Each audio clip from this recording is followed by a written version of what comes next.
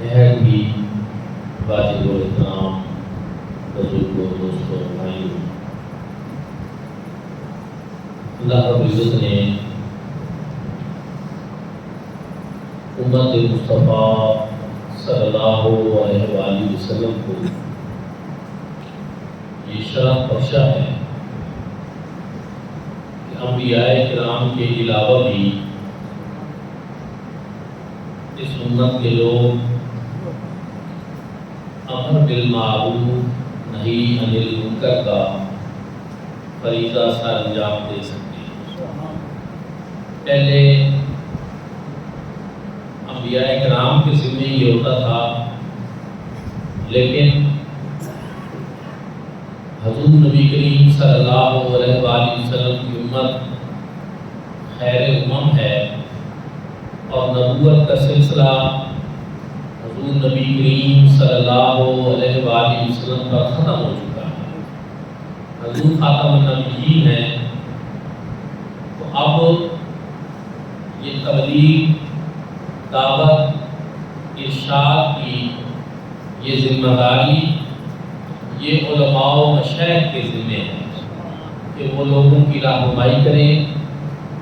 اور یہ فریضہ سر انجام دیں۔ اللہ رب العزت نے بھی قرآن مجید فرقان حمید میں علماء کی بھی، مشائخ کی بھی شان خود بیان فرمائی ہے، اہل اللہ کی شان بھی بیان کی ہے، اور حقیقت یہی ہے کہ اگر آپ تاریخ اسلامی کو دیکھیں تو جتنے بڑے نام ہمیں اہل اللہ میں نظر آتے ہیں، اولیاء اللہ میں نظر آتے ہیں، وہ سب کے سب اپنے دور کے جید عالم دین بھی ہوتے تھے اور ولی کامل بھی ہوتے تھے، طریقت پر عمل کرنے والے بھی ہوتے تھے اور شریعت مطہرہ پر بھی عمل کرنے والے۔ دراصل شریعت مطہرہ ظاہری طور پر تمام عبادات کو اچھے طریقے سے کرنے کا نام ہے، اور طریقت جو ہے ان کے باطنی حسن کا نام ہے۔ تو جب عبادات ظاہری طور پر صحیح بجائی لائی جاتی ہیں تو پھر ان کی برکات اور ان کا نور جو ہے وہ انسان کے باطن میں پیدا ہونا شروع ہو جاتا ہے۔ اللہ رب العزت نے اسی لیے اہل علم کی بھی قدردانی فرمائی، کیونکہ ظاہر شریعت پر عمل کے لیے ظاہری علم دین کا سیکھنا یہ بہت ضروری ہے۔ ہم نماز اگر پڑھنا چاہیں تو ہمیں کوئی سکھائے گا تو پتہ چلے گا، کوئی ہمیں بتائے گا کہ اس کے فرائض کیا ہیں، ارکان نماز کیا ہیں، واجبات کیا ہیں، سنتیں کیا ہیں، تب ہمیں پتہ چلے گا۔ اس لیے شریعت مطہرہ یہ بہت ضروری چیز ہے، لیکن ساتھ طریقت کا علم بھی ضروری ہے، جس کا تعلق باطن کے ساتھ ہے، خشوع اور خضوع کے ساتھ ہے، اور ہر دو چیزوں پر عمل کرنے والے شریعت اور طریقت کے جو جامع ہوتے ہیں، اللہ رب العزت نے اپنے ان بندوں کی عظمت و شان کو قرآن مجید میں خود بیان فرمایا۔ فرمایا الا ان اولیاء اللہ لا خوف علیہم ولا هم یحزنون، خبردار بے شک جو میرے دوست ہیں انہیں نہ کوئی خوف ہے اور نہ کوئی غم۔ اللہ رب العزت نے ان کی عظمت و شان خود بیان فرمائی۔ کیوں بیان فرمائی؟ ایک تو لوگوں کو یہ پتہ چل جائے کہ جو میرے محبوب ہوتے ہیں ان کا مقام اور مرتبہ میرے ہاں کیا ہو۔ دوسرا، لوگ نافرمان اور اطاعت گزار ان میں فرق کر سکیں، ان کو پتہ ہو کہ جو نافرمانیاں کرنے والے ہیں، وہ راندہ درگاہ ہوتے ہیں، وہ خیب و خاسر ہوتے ہیں، وہ ذلیل و رسوا ہوتے ہیں، اور انجام کار وہ جہنم کی بستیوں میں چلے جاتے ہیں۔ لیکن جو فرما بردار ہوتے ہیں، اطاعت شعار ہوتے ہیں، احکام الہی کے پابند ہوتے ہیں، وہ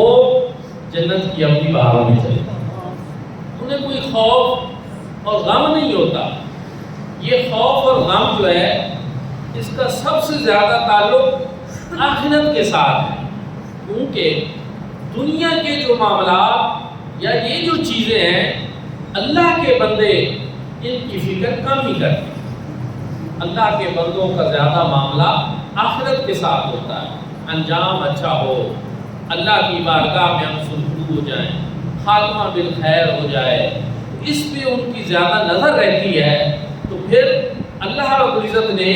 ان کی اس فکر کو دور کرنے کے لیے کہ تمہیں چونکہ سب سے زیادہ اسی بات کی فکر تھی کہ ہمارا خاتمہ پتہ نہیں کیسا ہوگا، اللہ کے ہاں ہمیں انجام کیا ہوگا، تو فرمایا کہ تم اللہ کی بندگی کرتے رہے، اس سے پیار کرتے رہے، اللہ رب العزت سے محبت کرتے رہے، راتوں کو اٹھ کر جب ساری دنیا خواب خرگوش کے مزے لے رہی ہوتی تھی، سو رہے ہوتے تھے، تم جاگ کر اس کی بندگی کرتے تھے۔ تو اب تمہیں اس معاملے میں خوف زدہ نہیں ہونا چاہیے، اب تمہیں یہ فکر نہیں ہونی چاہیے کہ ہمارا انجام کیا ہوگا۔ یہی وجہ ہے صدا آتی ہے جب بندہ مومن اس دنیا سے جانے لگتا ہے کہ یا ایتھا النفس المطمئنہ، اے نفس مطمئنہ کے مالک، ارجعی الی ربک راضیۃ مرضیہ، تو اپنے رب کی طرف اس حال میں لوٹ کہ تو اس سے راضی اور وہ تجھ سے راضی۔ جب رب کی طرف سے ایسا مجدہ جہاں فضا سنایا جائے، ایسی صدائیں لگائی جائیں، تو میرے بندے تو اس حال میں میری طرف لوٹ کہ میں تجھ پہ راضی ہوں، مجھ پہ راضی۔ پھر بتائیں اس کے سارے خوف دور ہو جائیں گے کہ نہیں ہو جائیں گے، اس کی ساری پریشانیاں دور ہو جائیں گی کہ نہیں ہو جائیں گی۔ اسی لیے فرمایا ان اولیاء اللہ لا خوف علیہم ولا هم يحزنون۔ رب کے دوستوں کی بات ہے، وہ ولی اللہ ہوتے ہیں جہاں بعض لوگ افراط و تفریط کا شکار ہیں۔ پہلے اس طرح کے معاملات اتنے نہیں تھے، اب بہت زیادہ ہیں۔ عام طور پر ایک گروہ ہے جن کے نزدیک کوئی اللہ کا نیک بندہ کسی شان کا حامل ہی نہیں، کسی مقام کا حامل ہی نہیں، اس کی کوئی بات ہی آپ نہ کریں، یہ کرامتیں، یہ ساری چیزیں یہ بس ایسے جھوٹ اور فراڈ ہوتی ہیں، یہ ان کی دکانداریاں ہوتی ہیں، فلاں ہوتا ہے ڈھمکا، ایک یہ باتیں سننے کو ملتی ہیں۔ دوسری طرف اب ولایت کے حوالے سے لوگوں کا معیار وہ بہت ڈاؤن ہو گیا ہے کہ جس شخص کو دیکھا اس کو ولی بنا دیا، نماز پڑھتا ہے نہیں پڑھتا، روزے رکھتا ہے نہیں رکھتا، شریعت مطالعہ کی پابندی کرتا ہے یا نہیں کرتا، عقیدہ اس کا درست ہے یا نہیں ہے، بس جیسا تیسا ہی ہے، ہم نے اس کو پکڑ کر جو ہے وہ بنا دیا کہ یہ بھی بڑا ولی ہے اور اس طرح اور اس طرح ہے۔ پھر جب لوگ ان کی تعظیم کرتے ہیں، ان کی رسپیکٹ کرتے ہیں، تو بہت سارے لوگ جو ان کے حوالے سے حقیقی طور پر جانتے ہوتے ہیں کہ یہ تو اس طرح کا ایک فراڈی ہے، نو سرباز ہے، تو پھر ان کا اللہ کے جو حقیقی نیک بندے ہیں ان کے حوالے سے بھی دل پریشان ہوتے ہیں، شکوک و شبہات کے شکار ہو جاتے ہیں۔ یہ دو انتہائیں ہیں۔ ایک تیسرا طبقہ بھی ہے جو اعتدال والا ہے اور ہمیشہ اعتدال میں ہی خیر ہے۔ حضور نبی کریم صلی اللہ علیہ وآلہ وسلم نے ارشاد فرمایا خیر الامور اوسطها، سب سے بہترین چیز میانہ روی ہے، اعتدال ہے،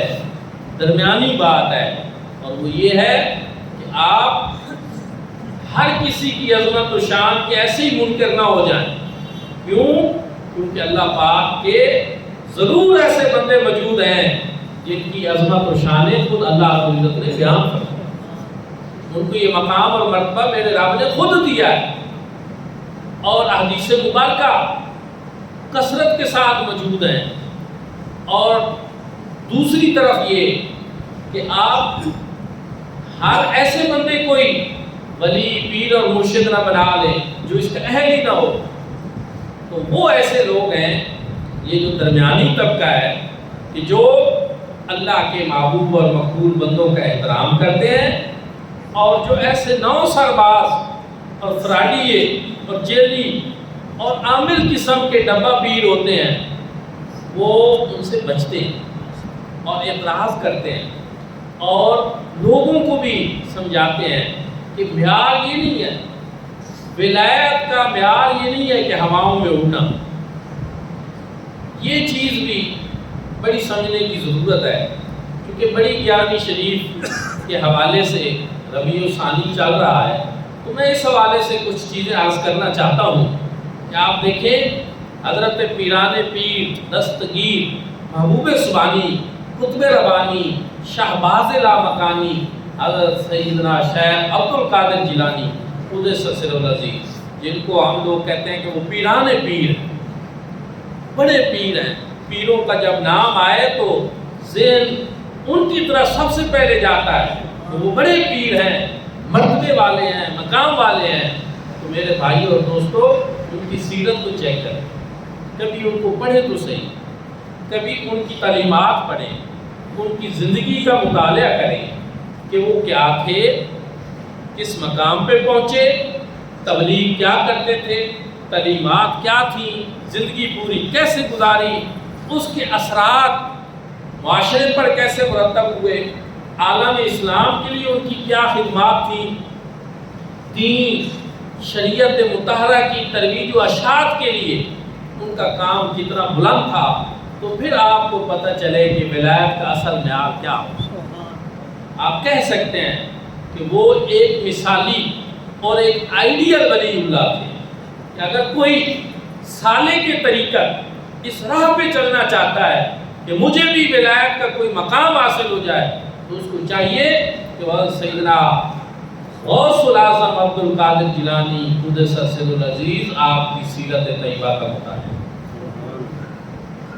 یوں ہی نہیں لوگ نام لیتے اللہ کے نیک بندوں کا، ان کی خدمات ہوتی ہے اس کے پیچھے، ان کا کام ہوتا ہے.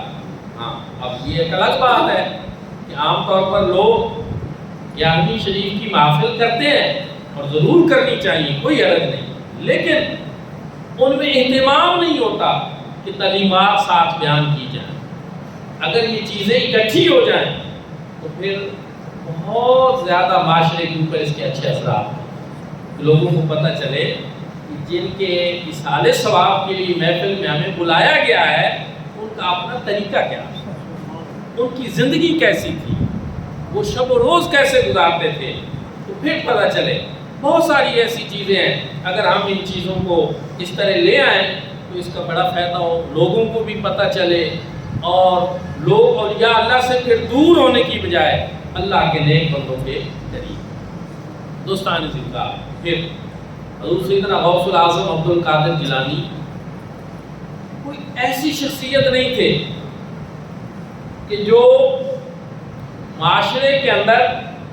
ایک انسان کی جو روٹین ہوتی ہے بالکل اس سے ہٹ کر کوئی وہ پیدا ہوئے ہوں اور اس سے ہٹ کر انہوں نے زندگی گزاری ہو. نہیں، آپ جب پیدا ہوئے آپ کے والد گرامی کا وصال ہو گیا، بچپن میں تھے، تعلیم اور تربیت کے لیے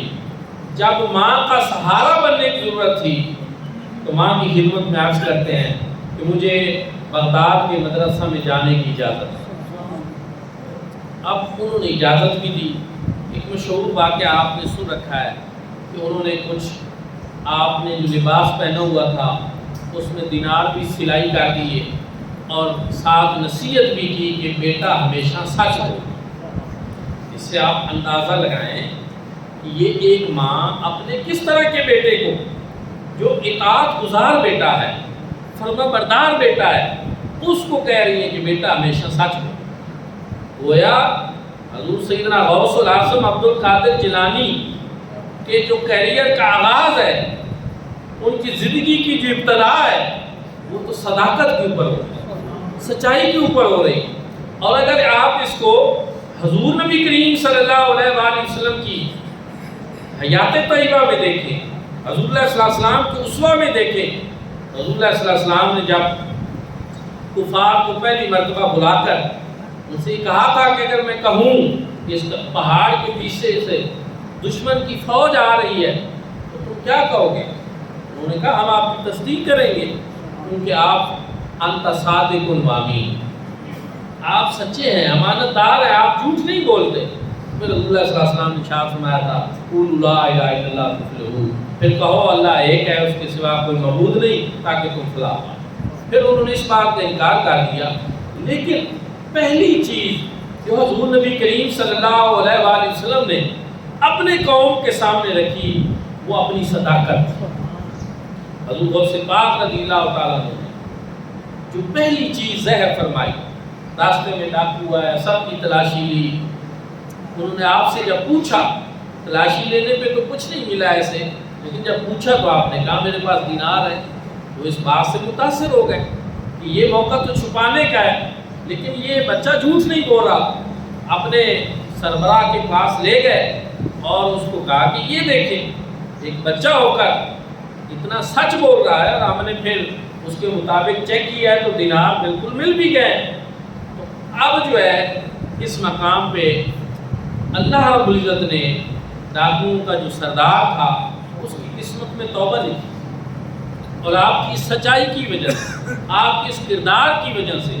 وہ طے ہو گیا کہ دیکھیں ایک بچہ ہے، اس نے اپنے ماں سے کیے ہوئے وعدے کو پورا کرتے ہوئے جھوٹ نہیں بولا اور چھپایا نہیں ہے۔ ایک ہم ہیں، ہم نے اپنے خالق اور مالک سے وعدہ کر اور ہم نے اس بات کو بھلا رکھا، تو اس نے توبہ کر لی۔ اپنے ساتھیوں کو کہا کہ جی جائیں، آپ چاہے چوریاں کرنی، ڈاکے مارنے، جو کریں، اب مجھے راہ مل گئی ہے، اب میں نے وہ راستہ چھوڑ دیا ہے۔ انہوں نے کہا نہیں جناب، اگر برائی کے اس راستے پہ آپ ہمارے سردار تھے تو نیکی کے اس راستے پہ بھی آپ ہمارے سردار۔ ان کی قسمت میں بھی یہی تھا، ان سب نے بھی توبہ کر لی۔ بہرحال اس سے آپ دیکھیں، پھر آپ بغداد میں گئے، میں کئی مرتبہ بڑی تفصیل سے بیان کر چکا ہوں، آج اختصار کے لیے چونکہ میں نے ابھی کچھ اور باتیں ضروری اس سے متعلقہ کرنی ہیں۔ آپ بغداد شریف میں گئے، وہاں پہ قحط کا بھی سامنا کرنا پڑا، درختوں کے پتے کھا کر بھی آپ نے گزارا کیا، لیکن کس مقصد کے لیے؟ علم دین کے اصول، ظاہری علم شریعت کے اصول کے لیے۔ آج کل کے پیر مشائخ سمجھتے ہیں کہ علم دین کی تو کوئی ضرورت ہی نہیں ہے، لیکن وہ ہستی جو پیرانے پیر ہیں، جو مادرزاد ولی تھے، اللہ رب العزت نے جن کو بچپن سے ہی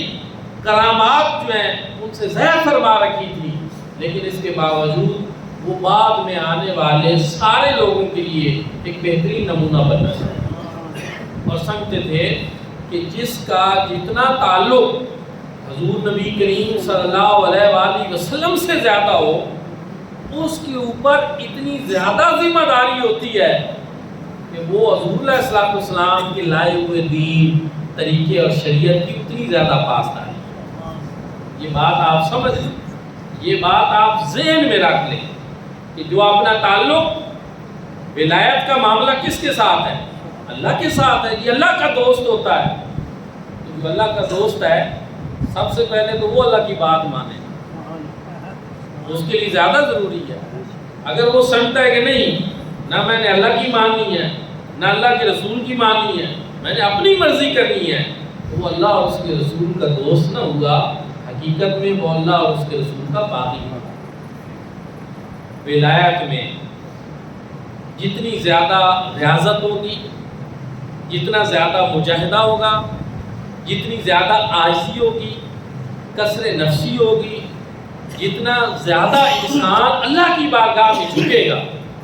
اللہ پاک اس کو اتنا زیادہ بلند کرتا ہے۔ یہ بات یہی ہے سارے بزرگان دین اور حضور سیدنا غوث العظم عبد القادر جیلانی کہ آپ نے اللہ کی بارگاہ میں ہر درجے انکساری کی، عبادت کی، ریاضت کی، اپنے آپ کو جھکایا، اللہ رب العزت نے ان کو بدلے میں سر بلند کیا۔ جو اللہ کے لیے اپنے آپ کو جھکاتا ہے اللہ اس کو بلند کرتا ہے۔ تو عاجزی، انکساری، یہ چیزیں تو بہرحال اس کے بعد آپ نے مسند تدریس میں بیٹھ کر 30 سال علم دین پڑھائے، علماء تیار کی، لوگ تیار کیے۔ آپ کی کتابیں دیکھیں، توحید، رسالت، سب سے زیادہ توحید، پھر رسالت، اور پھر اس کے بعد جو اس دور میں، اس معاشرے میں اور اس نظام حکومت میں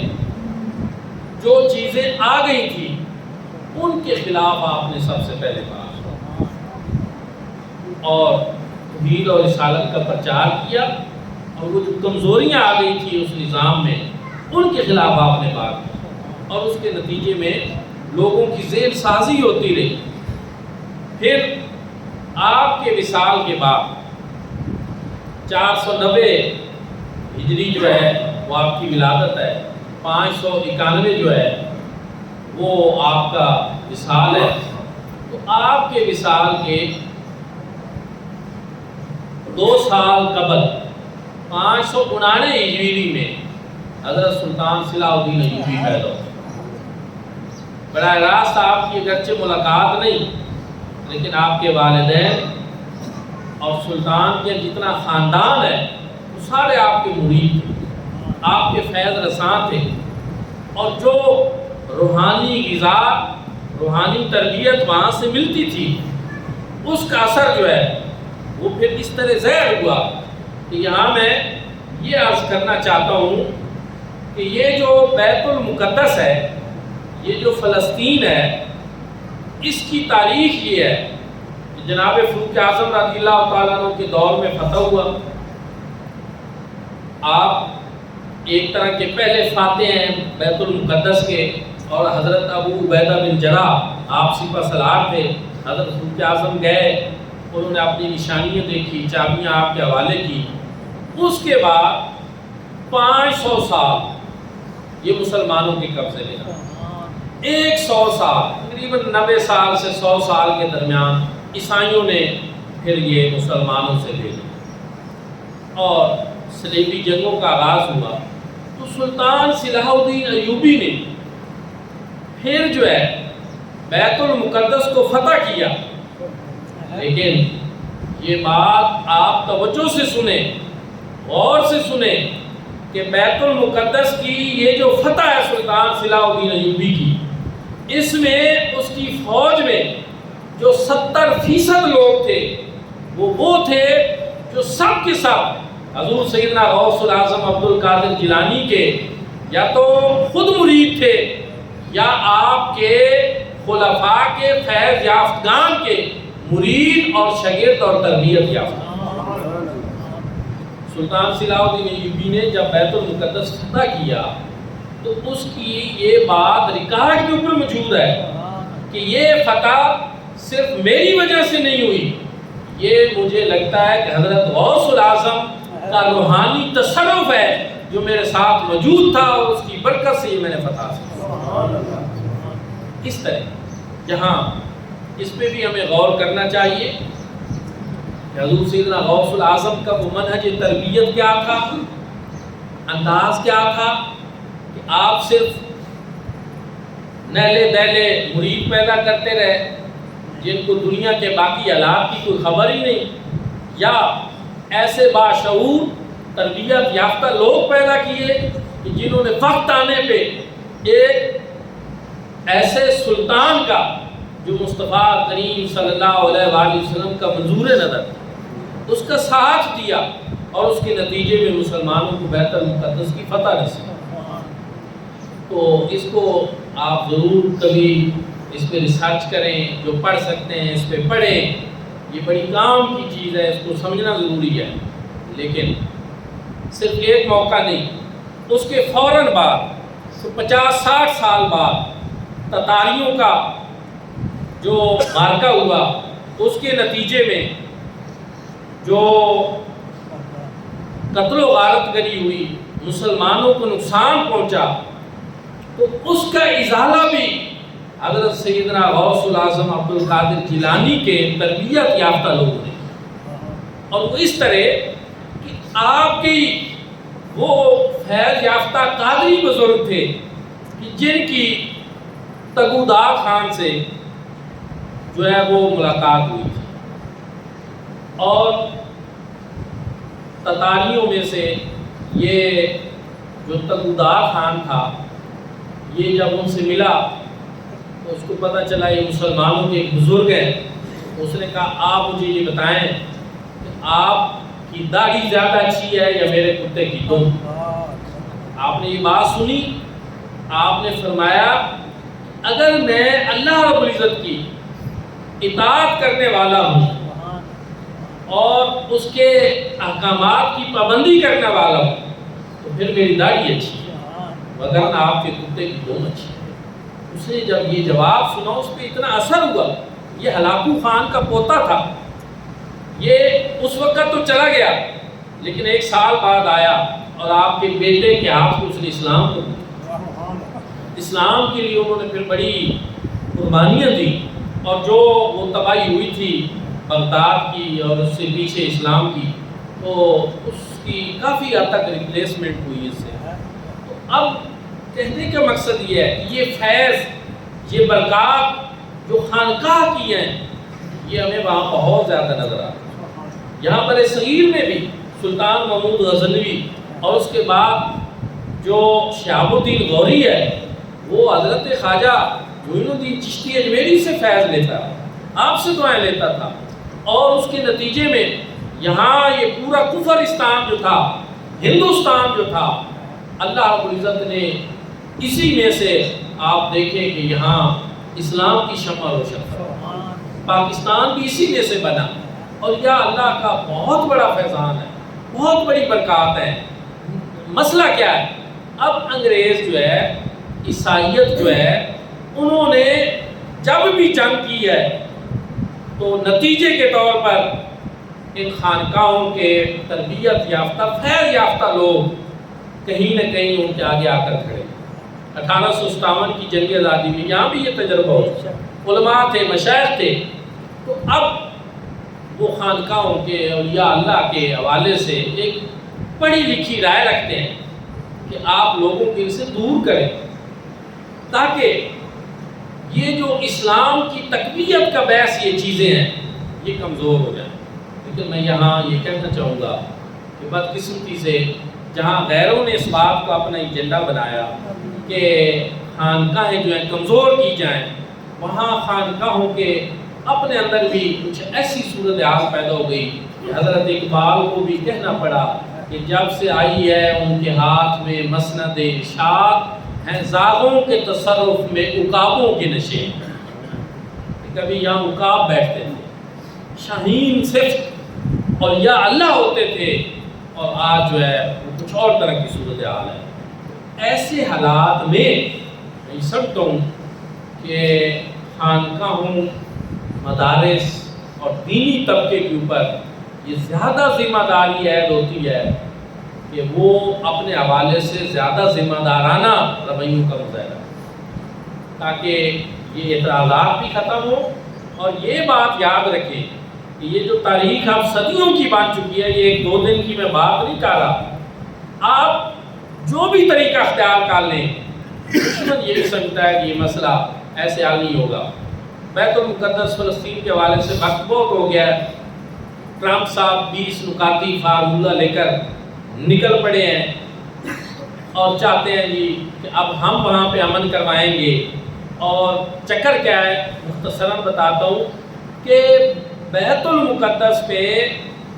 500 سال مسلمانوں کی حکمرانی رہی، 90 سال 100 سال کے قریب عیسائی آئے، پھر مسلمان رہے، پھر یہ 150 سال جو ہے یہ ہے یہودیوں کا. اس سے پہلے یہودی نہیں تھے اس میں بیت المقدس میں، ان کی حکمرانی نہیں رہی. تو اب عیسائی یہ چاہتے ہیں، یہ ٹرمپ یہ چاہتا ہے کہ ٹونی بلیئر کے ساتھ جو سابق برطانوی وزیر اعظم ہے، ہم مل کر دوبارہ یہاں اپنا وہ عیسائی سلسلہ جو سلطان صلاح الدین ایوبی سے پہلے 100 سال کا رہا ہے، اس طرح کا ہم اس کو واپس لیں. اس کے حوالے سے بھی سارے لوگ آپ کبھی اسٹڈی کریں، کبھی اس کو سرچ کریں. یہ مسئلہ باہر اس طرح کا نہیں کہ ہم مولوی لوگ بیٹھ کر یہاں فلسطین کی بات کرتے ہیں اور وہاں پہ کچھ لوگ جہاد کر رہے ہیں اور اسرائیل جو ہے وہاں پہ غزہ پہ بمباری کر رہا ہے اور ٹرمپ صاحب کو کوئی پریشانی لے کے. ایسا نہیں. عیسائیوں کے عقائد کے مطابق ان کے نزدیک وہ ان کے لیے ایک بڑا مقدس مقام، یہودیوں کے نزدیک وہ ان کے لیے ایک بڑا مقدس مقام ہے. اور حقیقت یہی ہے کہ ہم مسلمانوں کے نزدیک بھی وہ ایک بہت بڑا مقدس مقام ہے، قبلہ اول ہے، اور ہمارا اس سے جذباتی تعلق ہے اور رہے گا. اب جب کوئی بھی اس حوالے سے اپنے عقیدے کو چینج نہیں کر سکتا، اور ہماری حدیث کی کتابوں میں یہ حدیث واضح لکھی ہوئی ہیں کہ قیامت سے پہلے سارے یہودی ان کو مسلمان قتل کر دیں گے، یہ درختوں کے پیچھے چھپیں گے، درخت بول کر بتائیں گے یہ میرے پیچھے یہودی چھپا بیٹھا ہے، پتھروں کے پیچھے چھپیں گے، وہ بتائیں گے کہ میرے پیچھے یہودی چھپا بیٹھا ہے، تو مسلمان بہرحال قتل کر دیں گے. یہ اس طرح ختم ہوں گے قیامت سے پہلے. اب وہ کہتے ہیں کہ یہ دیکھیں ہمارا خاتمہ کرنا ہے مسلمانوں نے، ان کی کتابوں میں لکھا ہے. اب آپ مجھے بتائیں کہ حضور نبی کریم صلی اللہ علیہ وسلم یہ فرما کر گئے ہیں، صحیح حدیث ہیں، تو اب ہم بجائے اس پہ کہ ہم ان چیزوں سے تعلق ہی ختم کر لیں کہ نہیں قرآن و حدیث میں اگر کچھ ایسا لکھا ہے تو نہیں ہم آپ کو کچھ نہیں کہتے اور کوئی مسئلہ ہی نہیں ہے. نہیں، یہ مسئلے ہمیشہ رہنے ہیں. یہودی یہودی ہیں، عیسائی عیسائی ہیں، اور مسلمان مسلمان. سب کے اپنے عقائد ہیں، نظریات ہیں اور چیزیں ہیں. بجائے اس کے کہ ہمیں ان پہ مصلحت خانہ رویہ اختیار کرنے کے، ہمیں صلاح الدین ایوبی کی طریق قرآن، ہمیں اسرائیل کا آج یا کل وہ علاج کرنا ہے جو ہم نے اپنے پڑوس میں مودی صاحب کا کیا. یہی اس کا علاج ہے، یہی اس مسئلے کا حل ہے. اللہ رب العزت میں اپنے مسلمان کو یہ طاقت، یہ ہمت اور یہ توفیق عطا فرمائے. لیکن یہ ہونا ہے آج ہو یا کل، لیکن انشاءاللہ یہ